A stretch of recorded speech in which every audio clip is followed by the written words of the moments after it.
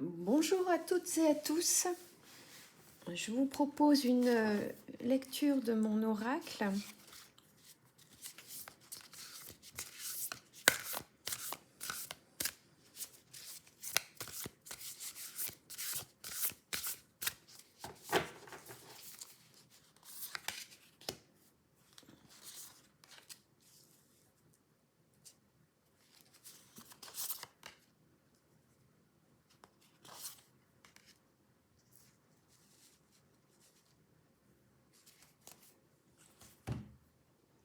Alors, toujours du sud vers le nord, vers l'ouest et vers l'est, la lecture de l'oracle.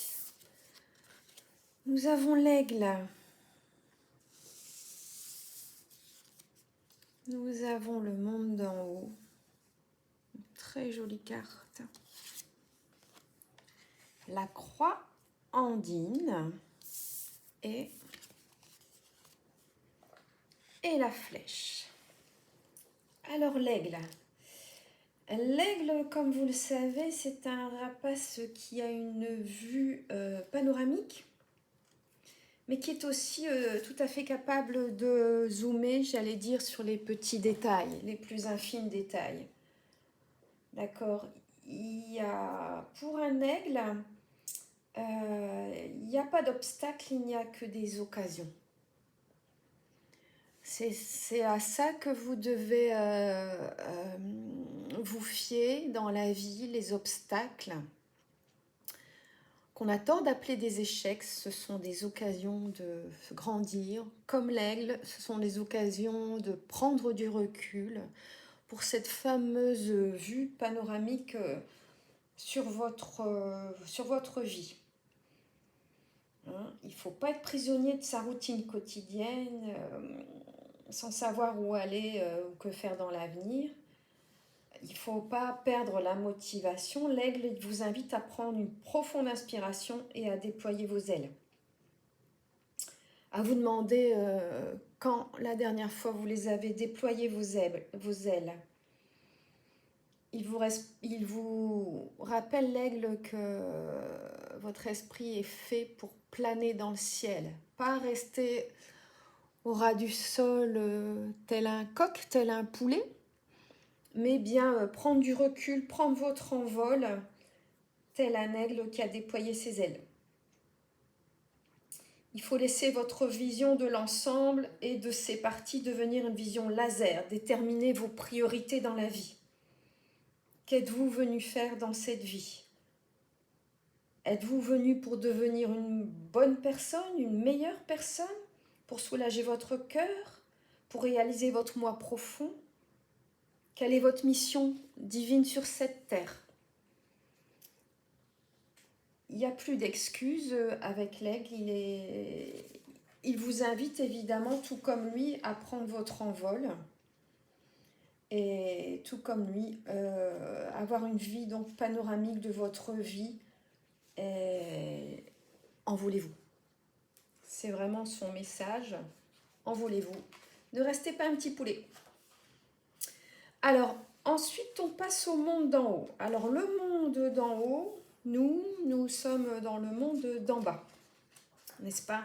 Le monde d'en haut, ce sont les anges, ce sont les êtres divines, les anciens, vos anciens, parents, grands-parents, etc. C'est l'endroit où vous allez récupérer votre destin, le monde en haut. Il vous demande de glisser dans votre moi pleinement réalisé, d'éliminer les distractions pour vous diriger vers un destin plus élevé.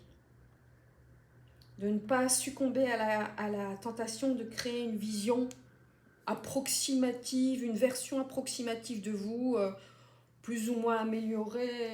Non, plus d'ambition. On vous rappelle dans le monde en haut qu'on ne traverse pas un grand canyon avec une petite barque, n'est-ce pas? Il faut prendre les moyens pour pouvoir s'élever. Donc là, on vous conseille de demander conseil justement à vos aides divines. de prendre ce qu'ils vous offrent, mais de leur demander de sortir de la léthargie de l'oisiveté pour vous diriger donc vers le monde d'en haut. Nous avons ensuite la croix andine. Alors la croix andine, elle symbolise la cosmologie du chaman. Elle représente les 4 coins cardinaux que je vous ai représentés justement ici. C'est comme ça qu'on installe les cartes du chaman. Elle est ici au nord. Et le trou qui se trouve au centre, c'est un portail vers le voyage interdimensionnel. Le chaos proverbal de l'aiguille que nous pouvons traverser pour expérimenter des états supérieurs de conscience, de sagesse et nous libérer du temps linéaire.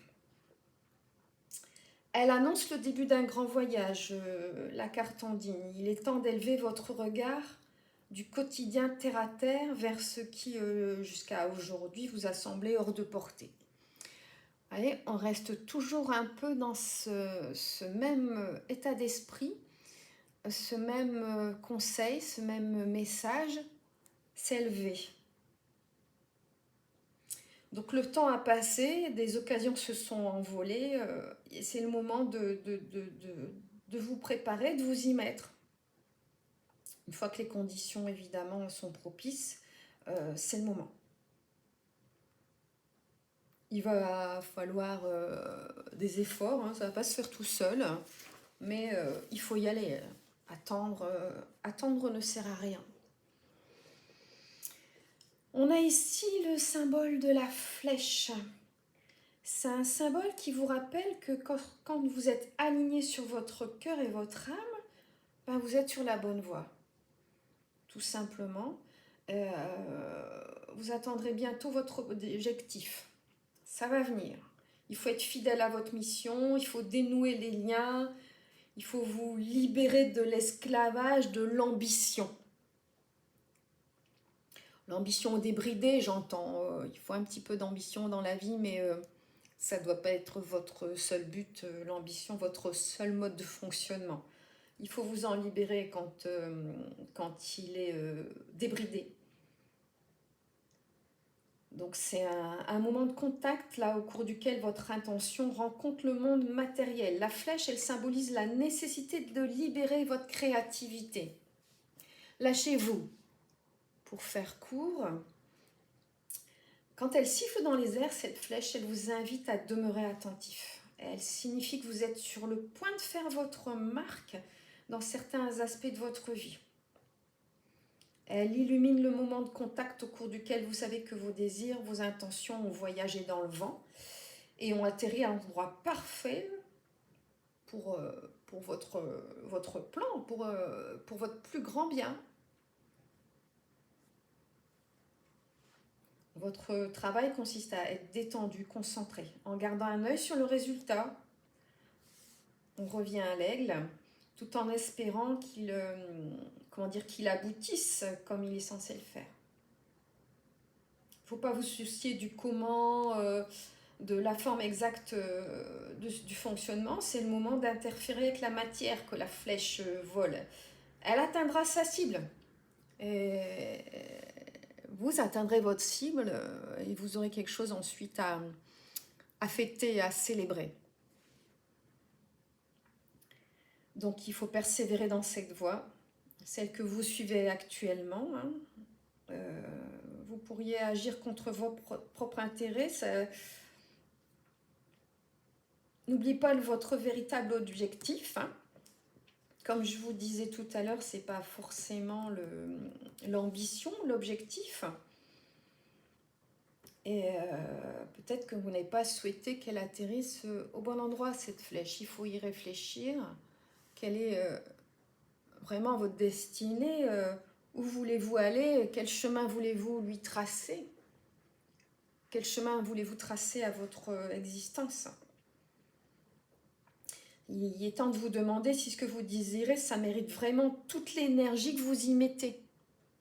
Dans quoi vous la mettez, votre énergie? Est-ce que c'est vraiment là que vous voulez la mettre, c'est vraiment là que vous voulez que le chemin vous mène. C'est à vous d'y réfléchir. Il faut réfléchir à la sagesse de ne pas obtenir ce que vous voulez.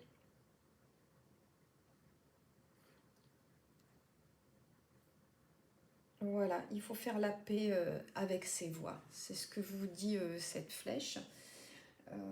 En conclusion,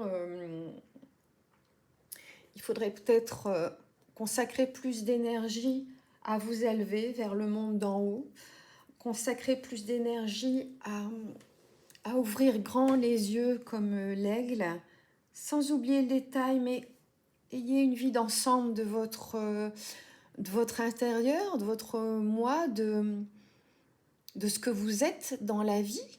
J'ai bien dit être, hein, et pas faire ou avoir ou posséder. Vous êtes. Alors qu'est-ce que vous êtes? Et quel est le chemin que vous prenez? Et est-ce que vous dirigez votre arc dans la bonne direction? Est-ce que la flèche est sur le bon chemin? Est-ce que c'est bien là que vous voulez que votre vie sur cette terre aille, aboutisse? Est-ce que vous vous êtes bien posé la question de votre but ultime dans la vie? C'est-à-dire un but qui ne soit, à mon avis, pas matériel. Voilà. J'espère que cette guidance vous aura aidé. Je vous remercie pour votre écoute, pour votre attention, pour vos likes et pour vos abonnements. Je vous embrasse et je vous dis à bientôt. Bye!